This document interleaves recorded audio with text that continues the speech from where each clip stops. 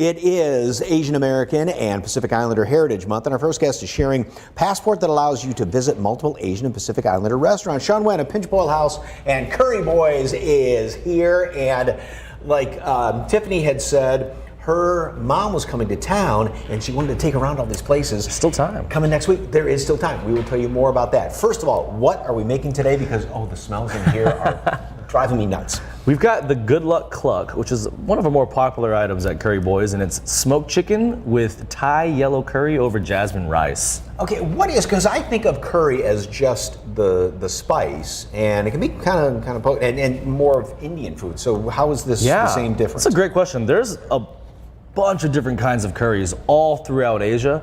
This one in particular is a Thai curry.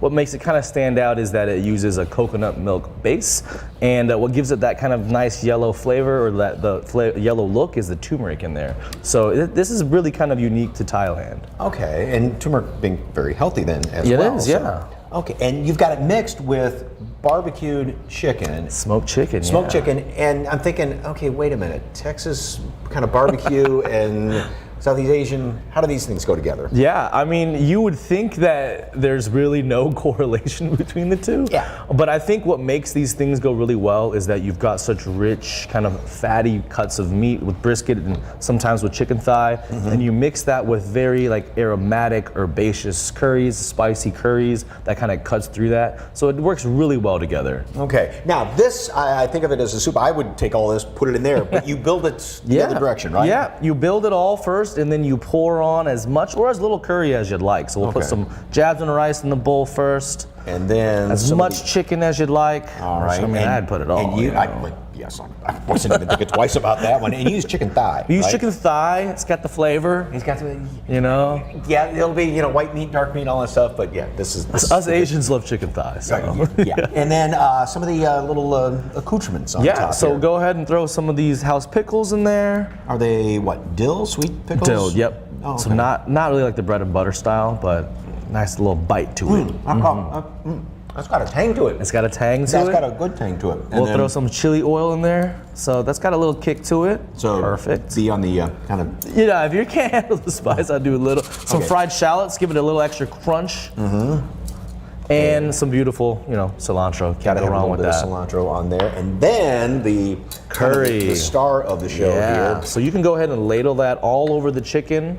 I like to keep the rice separate, but up to you. You can kind of put it all on there if you'd like. Okay. Well, I love this in here. So, all right. While I'm going to be dining here, tell me about this passport. What a great idea.